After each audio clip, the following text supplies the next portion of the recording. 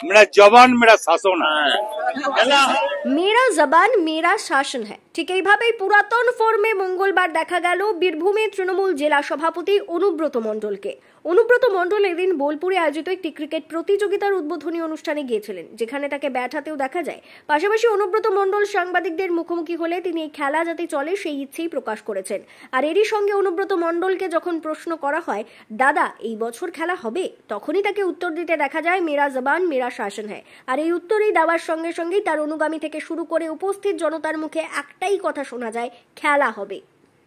भाई आज राजकुमार করে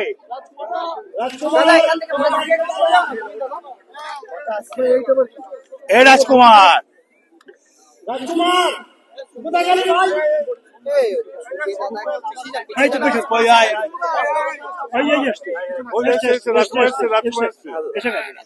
দেখুন আর্য সংঘ বরাবরই খেলাটা করে এবং খুব সুন্দর লাগে, ভালো লাগে। রাজ্য সংঘ বরাবরই খেলাটা করে। আমি বলবো মেন রাজকুমারী উদ্যোগ এবং এখানকার কাউন্সিলররা সবাই আছে, শম্ভু আছে, এখানকার হাটতলা সবাই আছে, শরীফ থেকে কুদো থেকে সন্তোষ থেকে সবাই আছে আর কি।